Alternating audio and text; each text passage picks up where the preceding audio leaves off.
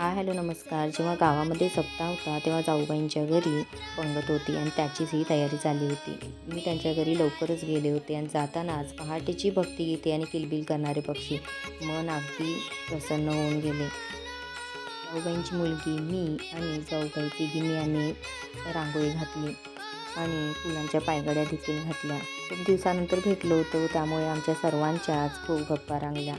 त्यानंतर महाराजांचे स्वागत झाले. त्यांचे औक्षण करून स्वागत केले. त्याचबरोबर त्यांच्याबरोबर सर्व वारकरी लोक देखील आली होती.